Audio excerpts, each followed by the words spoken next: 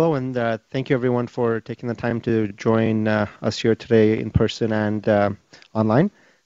My name is Akshay. I work on the Google Apps Enterprise Support team with Chris, and I'm really excited to hear about Chris's journey towards becoming history's next top shot. So welcome me and join me rather in welcoming Chris today.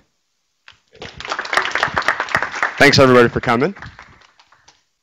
So Chris, the question that I first thought of when I met you and heard about your shooting passion is, why shooting? I mean, you seem like a nice guy. You don't seem like someone to pick up a gun and, destroy things. So why shooting, and when did you start? Tell us about that. So I started shooting when I was 6 years old, and my father taught me how to shoot. And I grew up in Orange County, California, where it's a lot of suburbs and track housing. And shooting though wasn't a common, frequent thing. My dad and I, we shot maybe once every 3-4 years type thing. And it was just handguns. My dad owns a 22 and a 38 revolver. And it wasn't until Top Shot Season 1 that started about a year and a half or two ago. And when I saw Top Shot Season 1, like, that really fired me up to get back, or not really get back, but just really go deeper into shooting, and just as a fun thing to do. And even after Season 1, it was, I would go maybe once every, I don't know, 5 months, 6 months. So it wasn't like a frequent thing. Fantastic. And then did you always want to apply for Top Shot, or was this sort of a new thing that you just thought about recently? And so, when I was watching Season 1 and Season 2, like, I'm sure like a lot of us when we're watching like game shows, we sit there and we like say to ourselves, wow, I could do that better than that guy or that girl, and like, wow, like, that's so that person made a dumb move. I would have done it this way. And when I was watching Seasons 1 and 2, that was me. I was just on my couch watching, and at certain points seeing myself like on the show, but of course, right, this is just a fantasy. At the end of Season 2, I was at my apartment and had a bunch of friends over. We had just finished watching the Season 2 finale, and I go to my computer. I'm like, you know what? I'm just gonna like look at what this whole audition process looks like for Season 3. And unfortunately, Season 3 auditions had already been closed, and they were actually filming Season 3 at the end of Season 2. And Season 4 auditions, though, were open. And it was paper application, video of yourself, like, talking about why you think you'd be a good cast member, and then some footage of yourself shooting type thing. And so I remember turning around from my computer and staring at my friends in the living room, and I'm like, guys, this might sound crazy, but I think I'm going to apply for Season 4 of Top Shot. And they all look at me and they're just like, and these are mostly Googlers, mind you, right? These are all, Googlers who, and they don't shoot. And so they're just like, really, Chris? Like, you're not military, you're not law enforcement, you don't even shoot that often. Do you think you could even hold a candle to these other competitors? And I looked at them and I just said, well, there's only one way to find out, right? You got to throw your hat in the ring and see what happens. That's great. And then so you did mention something about the audition process, but did you do anything specific to train for the audition, or even after the audition when you knew you got selected? So I remember emailing my paper application in, and then I went to the range and started just shooting a bunch, pistols, rifles, shotguns, and just practicing a lot, and getting some good footage for my audition video. For those of you who aren't familiar with sort of Top Shot and sort of the concept behind it, you take 16 competitors and you put all sorts of different types of weapons in their hands, and they may or may not be familiar with them, and you put these crazy cool challenges in front of them, and you see who can win. In my opinion, previous cast members who are highly specialized, they tend to not do very well sort of overall, right? If you're just a pistol person and you know pistols really well, what happens when a rifle challenge comes up, right? And you don't know how to use, or not know how to use, but you're just not as practiced in rifle shooting.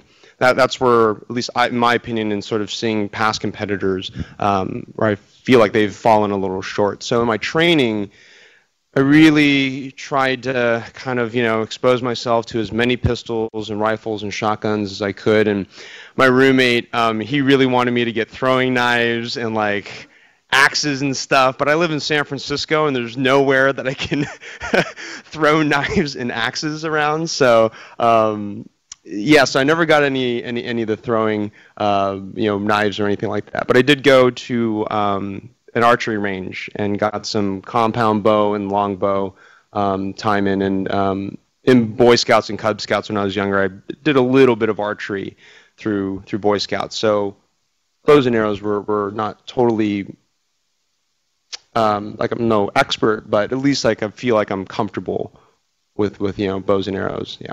So where was the show shot? It seemed like it was in the middle of the desert. Right. Yeah. So Top Shot, it's filmed in a town called Agua Dulce. It's in L.A. in Southern California. If you know where Magic Mountain is, it's about 30 minutes east of Magic Mountain, and it was super hot. The filming was it started in August of 2011, and we're talking triple-digit heat, upwards of 109 degrees, outside, and there are cows all over the place and other sort of farm animals, and so part of being on the show, and for the crew members, they had to sort of like herd the animals off to the side type thing, so they didn't get in harm's way. So when the show started, the first scene was where you guys walked up this hill, and you meet the host Colby, and he said that the first individual contest was about working out well under pressure. You were smiling as always. Did you feel any pressure? Did anyone else feel any pressure at that time? Yeah, so this season started off with a huge twist where we went straight into a shoot-off, and 2 shooters got sent home right away. And in previous seasons, that's not how they've done it. They've done other things, but basically there is some sort of shooting competition to form teams. And so all of us, we were sort of under the assumption, well, right, this is how Season 4 will start. We're going to have, some kind of, we were all ready for some sort of competition right there and then, but we definitely were not ready for the idea or the notion that 2 people were going home right now. And so, the pressure was definitely on, and part of the game is keeping cool and just focusing on the task at hand. So tell us about that first shot. Then you walked up and you lay down and you took the shot the next second. What really happened, and how did you feel about when you were taking aim and right after the shot? Sure. Yeah. So one thing, sort of a little bit of a behind the scenes kind of tidbit here. So any weapon that any of the competitors that we use on Top Shot, we do get a little bit of practice time, like off, in this case it was off camera. Primarily it's a matter of safety, right? Like the show from a liability perspective, right? They don't want to be putting weapons into our hands and we don't know how to use them. So part of it is from a safety perspective, and then, and for the sake of fairness also, we need to get at least a little bit of time behind the weapon just to understand sort of the unique pieces about the weapons. So in this case, we each got two practice shots on a target that was off to the side, still about 200 yards away. And if you don't shoot 2 shots to dial in a weapon, it's very challenging. Like typically you take at least like 5 or 10, 15, 20, even maybe 25 shots, right? Just depending on who you are. But 2 shots to dial in a weapon that, for me, I've never fired an M14, which is a military rifle. I'd never held it in my hands, and so it was that was an additional stress point. Right, here is this unfamiliar weapon. I have 2 rounds to sort of calibrate it, and then it's go time. There was one other thing I was going to mention. The one thing that I think the show didn't necessarily emphasize as much as they should have is how far away that target was. So 200 yards away from the firing line, that's 2 football fields away. And 100 yards is sort of standard, sort of if you go to a rifle range, it's usually like a 100-yard line, and that's sort of where most ranges sort of top off. But yeah, 200 yards is, it's not close. And I feel like on camera, just the way the camera was positioned, it made it look like that target was really close. But yeah, just remember, it was 200 yards away, and a really exciting way to start the season. That's amazing. So then I don't imagine that you actually saw where you hit the target.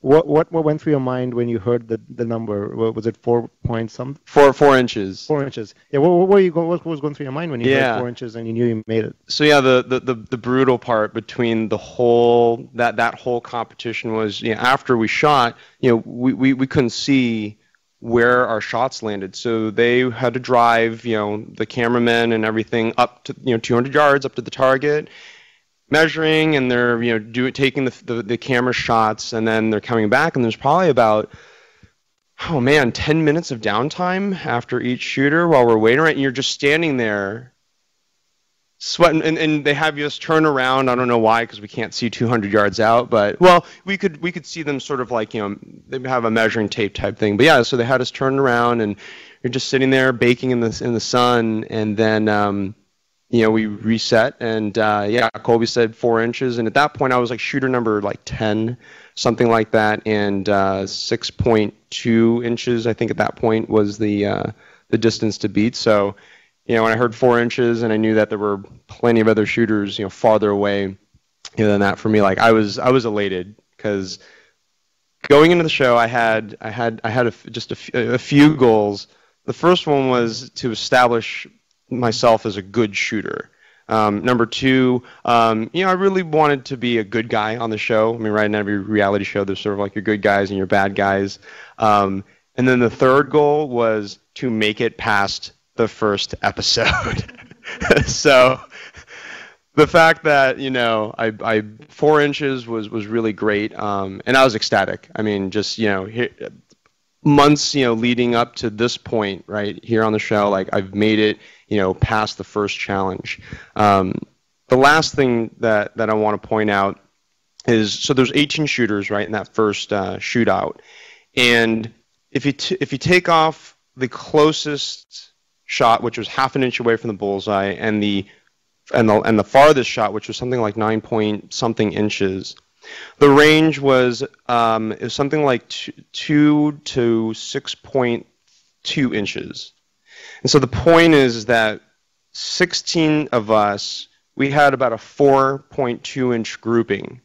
Right, our grouping was within a 4.2 inch, of the bullseye, which is just amazing. At 200 yards, 16 competitors, like basically making essentially almost a cold bore shot. Cold bore shot is basically shooting a rifle cold. Like you literally just get down and you shoot.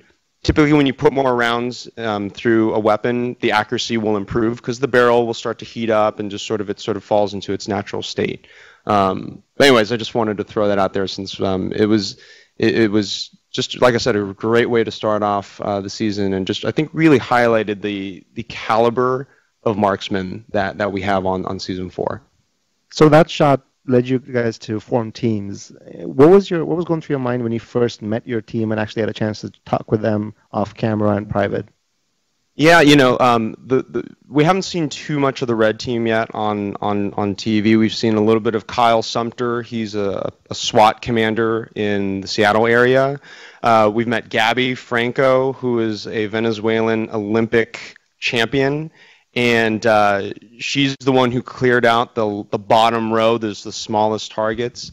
And when I met the other red team members, I was just really impressed. Just sort of, I guess, how just humble and how nice everyone was. A typical cast on Top Shot, a lot of military and law enforcement folks, and so. Yeah, there's some stereotypes that, right, these people are going to be like power hungry or like power trip and, just sort of overbearing.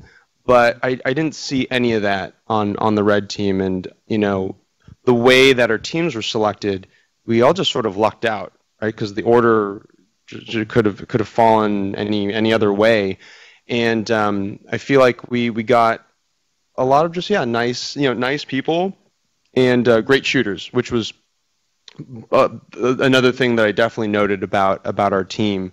And I think we'll probably see this a little bit more next week in episode 2, but we definitely had a stronger sense of leadership, both at the individual level and at the team level, as well as team unity. You saw a little bit of that, and there was one comment. Well, maybe we'll get to that in the next challenge part of the episode. But yeah, our team unity was definitely something that stood out to me.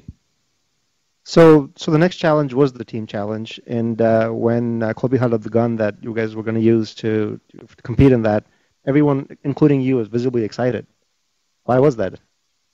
So, for me personally, I've never shot a cowboy pistol ever, and just to see the plate rack challenge, and then just to see the Ruger Vaquero, it was right. It's like, here we are, right? This is real. This is it. So it was just, for me, it was really exciting to fire a weapon that I had never shot before. So you walk up to the platform, you take aim, and you hit the wrong row. Right. Tell me about that. What went through your mind after you realized that, and more importantly, what did your team say to you? Great question. So there were 2 shooters before me. So Tim Treffren, he was the first shooter, and then Iggy was right ahead of me, and he was shooter number 2. So when Colby said marksman ready, go, the adrenaline is just, it's on for all of us. And I had 2 shooters to sort of collect my marbles, if you will, and just focus on, okay, this is what I need to do. 3rd row, shoot all my targets in a perfect string. I'm sort of taking a sports athletes approach, where I'm visualizing in my head, visualizing myself, knocking down each plate, one at a time. But Iggy had missed, he had missed his 2nd shot or something, so his row had reset. And when I ran up to the station to take my turn, all I saw was, all right, there's a full row at the top. I need to just start going and taking out targets. But the second I pulled the trigger and saw that plate fall, I realized that I had screwed up. And man, it was such a disheartening feeling to not only let down my team, because this is a team challenge, but I'm not putting myself on national TV and to do something dumb like that, right? Something so simple. Shoot your row, number 3. When I came back, down to where my team was, this was also where I think clear difference between the red and the blue team happened, where my teammates were encouraging me. They're like, "Don't worry about it, Chris. Just stay calm. You'll get another shot at this." And just being really encouraging. The blue team, they're about 25, 30 feet, away from us. We would see their shooters come back, and if they had missed, they were all just sort of spread out. There wasn't a lot of encouragement. There wasn't that sort of same level of camaraderie. And so, my team, the red team, definitely, helped, keep my spirits up, and also helped me keep focused to win the challenge. So you, at the end of that challenge, it was just your row that was left, and you finally walked up the platform, and you stood up there and you did this sort of this deep exhale, almost relieved, even before you started shooting. Take us through that. What went through your mind? Did you know that was your final, or that was going to be your final attempt, and that you were definitely going to make it in that attempt, or what did you do? So, every time that I was going up, and something that they didn't air was that back and forth exchange between Greg, Littlejohn, and I went on for much longer. I would love to see an extended cut of that challenge. the gun was getting extremely hot, and we were handling this revolver, barehanded, and so you got to hold, you got to hold the gun with one hand while you're ejecting bullets and then reloading. So we're both hot, we're both tired and just exhausted, and just like the stress and the excitement. And those were all contributing factors to, I think, why both of us were struggling to complete the challenge. One thing about shooting, for those of you who don't shoot a lot, it really just comes down to your trigger finger. Your trigger finger, and just having a very, literally, it's just this. But if you pull it too quickly, or if you're putting too much pressure on like the left side or the right side, like those little motions can definitely throw your shot off. And so for me, something that they didn't air also is that all my shots were going low.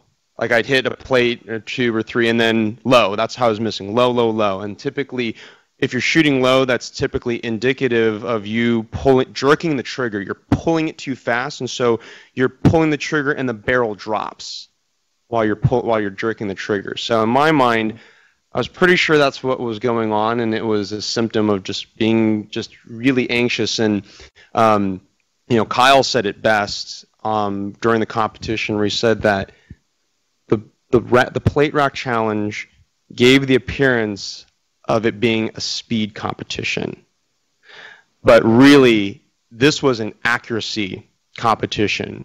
Doesn't matter how fast you go, but if you miss, that's all that matters, right? You need to hit.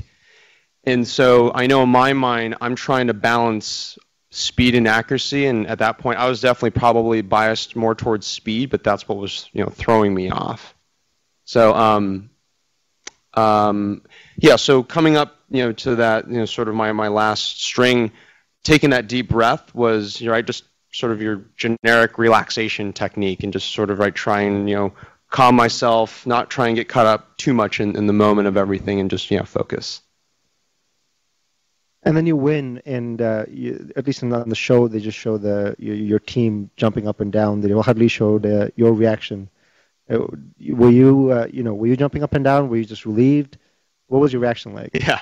So when I finished, they didn't show my complete reaction, and when I was done, so I have an unloaded revolver in my hands, and so you should not do this with a loaded weapon. But I was so elated that I just held both my arms up, and I just yelled like a yes type yell. And I gotta tell you, it's been such a long time since I felt any sort of adrenaline rush like that. Just having to struggle accomplishing a task. Your team is relying on you. There is a time constraint.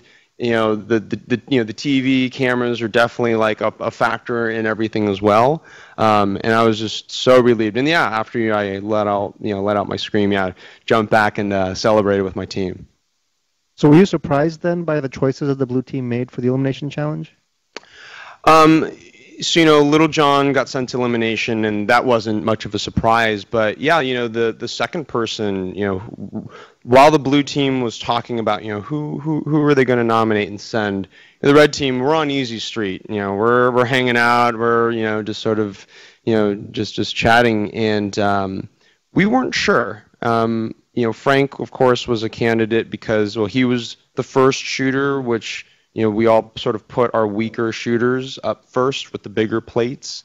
But then, other blue team members also missed. They didn't clear out their rows their first time around. And so, I guess it wasn't too much of a surprise, though, that Frank was the second person.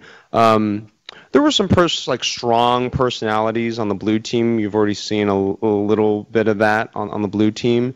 And my sense is that Frank may have been chosen partially because of his performance, but also partially because of sort of personality clashes that weren't aired. And quite frankly, I'm glad that they are de-emphasized. At least they de-emphasized the drama in this first episode, because most people watch Top Shot for the shooting, not for the dramatic personality conflicts. I personally am very curious about things that happen off camera in shows like this. What were you guys doing when the blue team was busy talking about elimination, actually going to the elimination challenge? Were you guys just enjoying a day in the desert? Yeah, great question. So, in Agua Dulce, there's the Top Shot house. It's a fairly remote area. I mean, there's a few, like houses nearby and stuff, but we're up on a hill and sort of segregated from, sort of the general public, if you will. It's a pretty big house. 16 it houses 16 people. There's a little casita for the women, which is like sort of their own sort of part of the house. Then there are 3 bedrooms. 2 of those rooms have 2 bunk beds, so it's 4 to a room in those rooms, and then in the 3rd room it's 3 bunk beds, so there's 6 people to a room.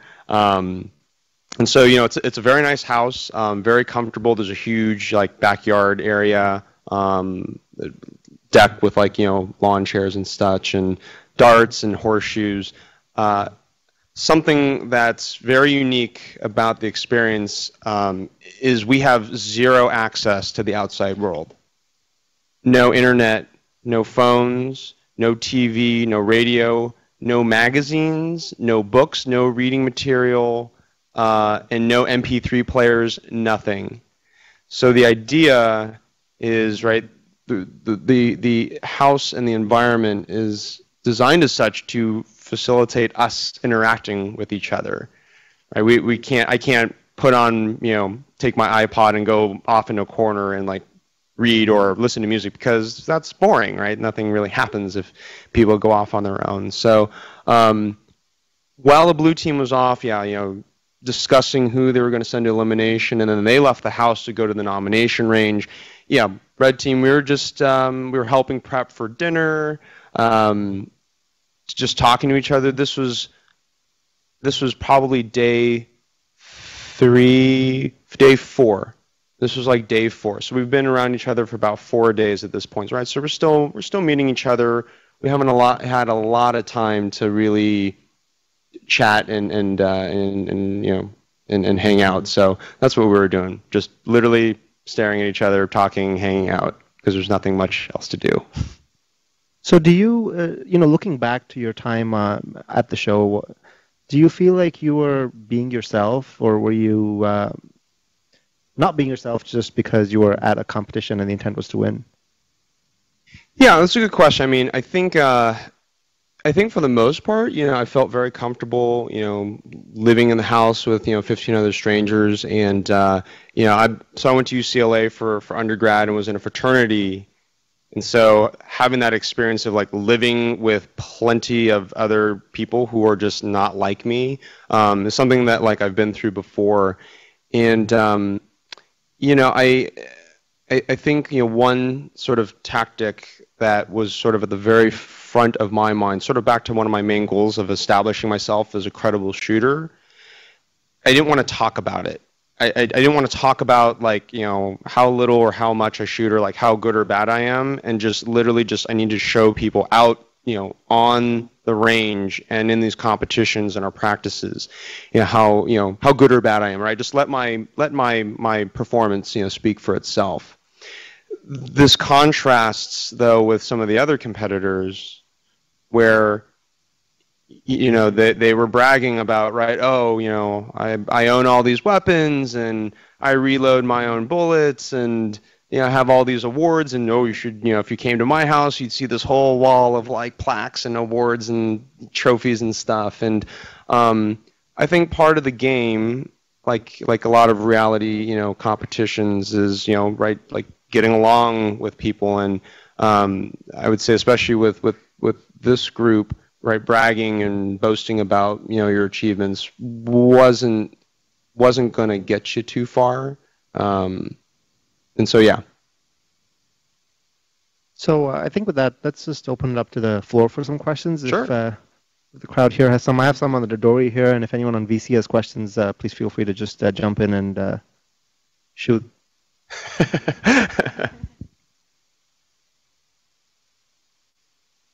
All right, well, we'll go right to the dory. Oh, there's a question? Okay, so there's a question here on the dory by Mark, who I see right here in the front row. Well, why don't you just go ahead and ask a question in person since you're here? He wants you to. He wants you to read it. So, supposing you hopefully win, I believe the grand prize includes a professional shooting contract. It's 2 questions. What the heck does a pro shooter do? And would you take sabbatical from Google to pursue that contract? Well, that's a presumptuous question. So we can't talk much about like the details of the contract yet. Like that'll come, throughout the season. Yeah, it's if I ended up, winning and like, getting a pro shooting contract. Well, I guess maybe to the first question, what do they do? Because that will help you understand sort of like what we're talking about. The interesting thing, so caveat, like I'm not a professional shooter right now, obviously, or maybe not obviously, but I don't go shooting as much as I used to when I was like training for the show. But the neat thing about being a competitive shooter is a lot of them have day jobs. So they work, right, Monday through Friday, 9 to 5, or right, they have their day jobs. And most shooting competitions are just on the weekends, on a Saturday or a Sunday. They're typically an all-day, usually like 5 to 6 hour affair, just sort of depending on what you're shooting. So yeah, I mean, if I won and if I had a shooting, got the shooting contract, I don't think I would quit Google. Just to pursue that because I don't need to. But there are, a few full-time, professional shooters where that's their livelihood, right? They get sponsored and they get their income through both their sponsors and through winning, competitions. I don't think that's something I would be interested in doing full-time. I kind of enjoy having, shooting just be like a side fun thing. Yeah. So Matt Werner wants to know how you manage your work-life balance at Google while training and practicing shooting. Yeah, good question. I mean, in my mind, I try and keep a separation between sort of like work and play, but obviously at a place like Google, it's really easy to, for all of us to find other Googlers who are passionate about the things that we're interested in. And so, the line's gotten a little blurred, especially when I guess one thing that sort of surprised me most about both Google and sort of the Bay Area in general. The Bay Area is a very liberal place, and I think with that stereotype, you kind of assume, well, most people are probably anti-gun, period. But I don't know, most people, Googlers included, who I mentioned, hey, here at work, I'm like, oh yeah, what did you do this weekend? Oh, I was at the range, practicing. And I've just been really, I guess, intrigued by the amount of interest that other people here in the Bay Area have about shooting. And then, there's lots of follow-up questions. Hey, Chris, like, could we go shooting sometime? And then my home range, which is the Richmond Rod and Gun Club in the East Bay, it's a really healthy club. I think we have like 1,800 members or something like that. And within like a hour driving radius from San Francisco, from where I live, I have 6, 7 different ranges in the Bay Area. So I was sort of surprised by how actually like interested and engaged the Northern California is with with the shooting sport.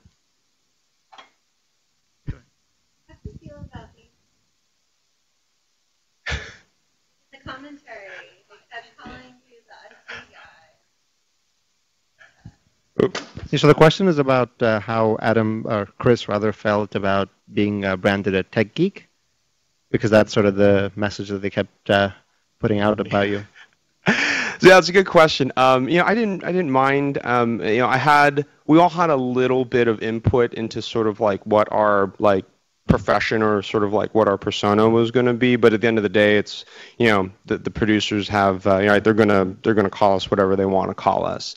I think the thing that I do like about kind of, being tagged-lined as like the, computer geek or IT geek is it I think just really highlights the differences between, me and the other shooters, right? Here you have like Greg Littlejohn, Air Force guy who is a world champion grenadier, and a grenadier is a grenade launcher user, right? Then you have Kyle, who is a SWAT commander, right? And then here's me, like, I spend, 8 hours a day behind a computer, like, like most of us here. So, I don't know. I guess it's a little endearing. I mean, I think it's great to see the progress the tech industry has made over the past, 2 decades. Where, right, if you ask this question in like the 90s, geek was sort of a little bit of a pejorative and not really, a positive thing. But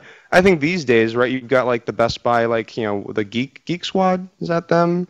Right, so you've got companies where geek is not, it's a good thing for for some demographics, and yeah, I don't know. I guess that's my take on things. So without mentioning if it was used on Top Shot, what's your favorite weapon? So yeah, I can't talk about like weapons that like haven't been shown or aired yet, but in general, I love shotguns. Shotguns are just super cool. There's different types of ammo. You got everything from like 1 ounce slugs, which is basically just a chunk of metal, to buckshot, which is basically you got like 8 or 9 BBs packed tightly into a shell, and so they'll spread into a pattern. Or there's buckshot. So Vice President Cheney, when he shot his hunting buddy, he was using buckshot. And buckshot's like really like tiny pellets, and so there's a ton of them in there. Right, and they're really versatile. Shotguns can be used for hunting, for self-defense, for competitive shooting, and all sorts of like configurations and stuff. And I think they're just a lot of fun. So shooting's an expensive sport.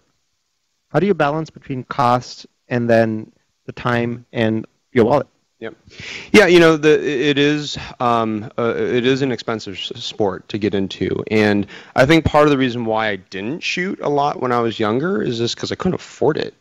But once I was got a stable job and saved a bunch of money over the years. When Top Shot 1 aired, I was like, okay, I've got some money saved, and I can go buy some more guns and buy some ammo.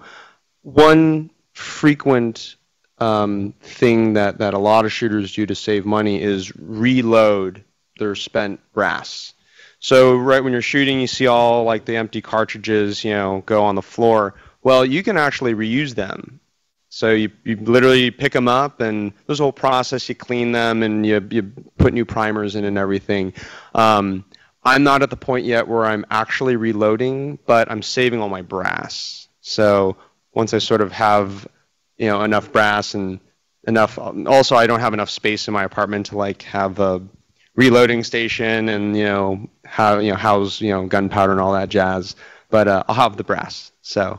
And then you just need to buy like the bullets, the gunpowder, and like the primers and some other pieces. And so you can drop the price down. So what was it like competing with such an eclectic group of people on the show? Do you have any interesting stories about just the diversity of people? Yeah, I mean, I think they did a really good job of casting season 4. Shooters from all over the country, different demographics. In like season 1, it was, in season 2 it was very military heavy.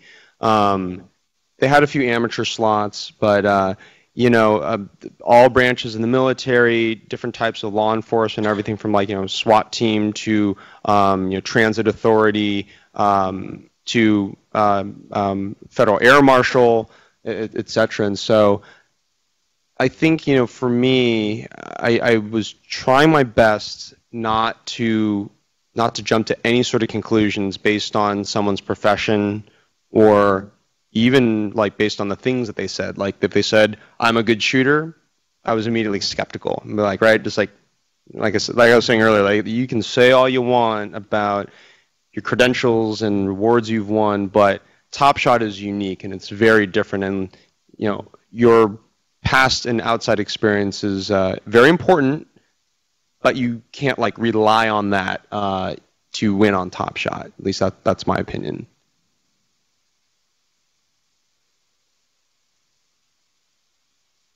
Sure. Obviously, I guess.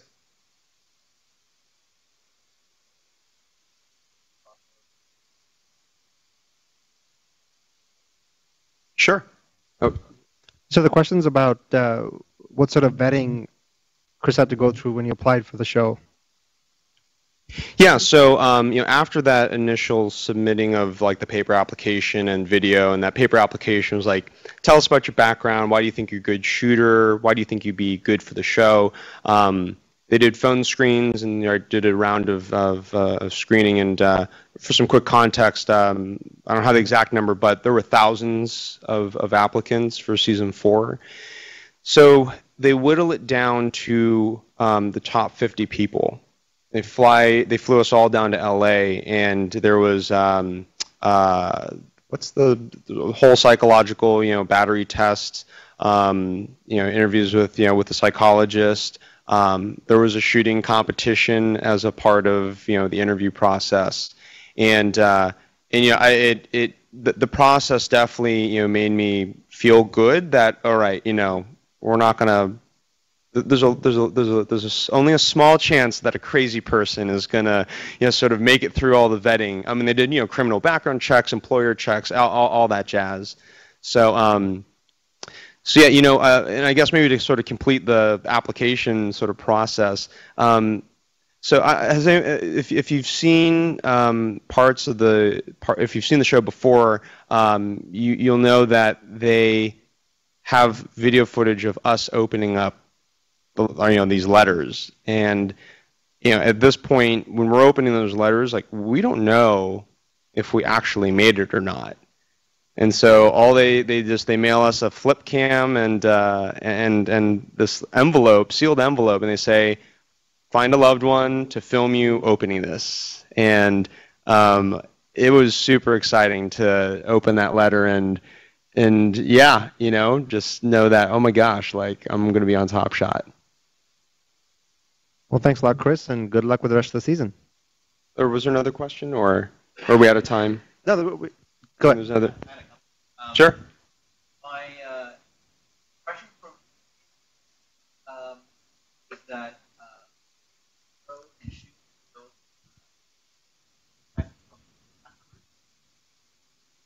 voted off, but in the first episode, I comfortable today and one with even clutch position on the red team.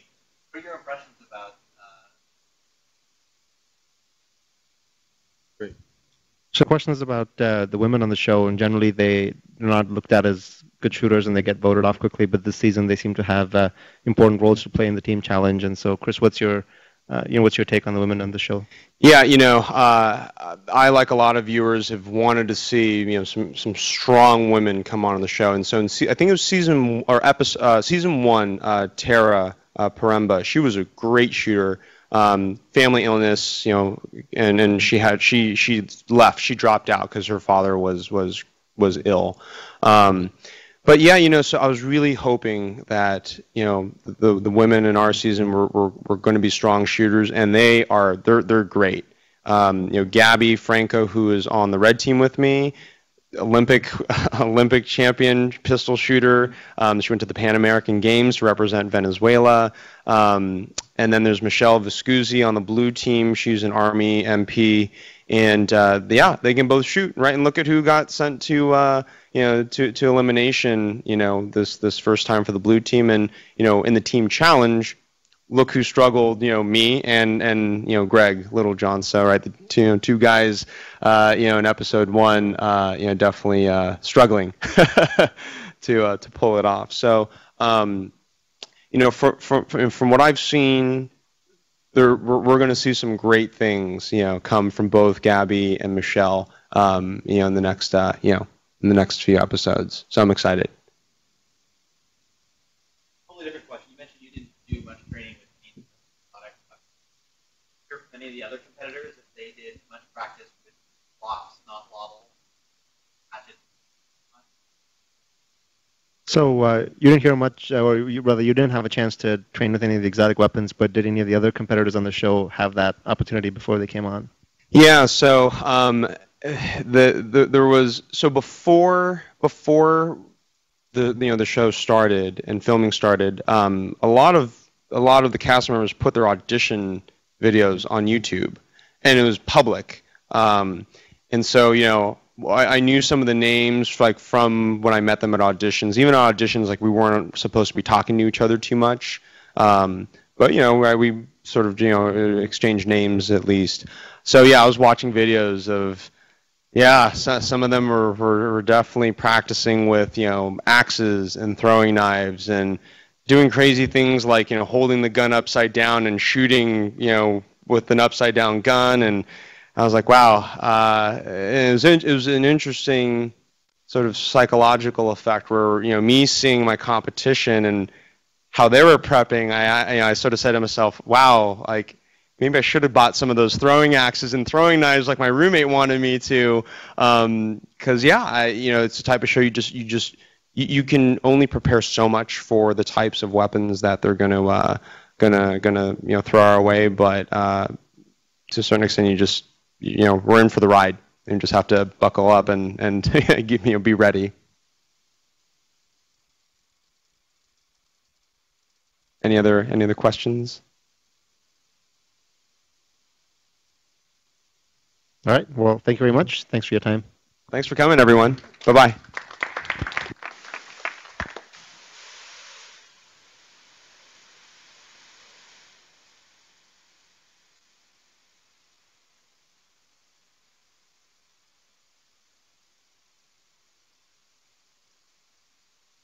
The ops, are you still on the line? You can turn off the recording if it matters or not, whatever. We'll just let it run. Stopping recording.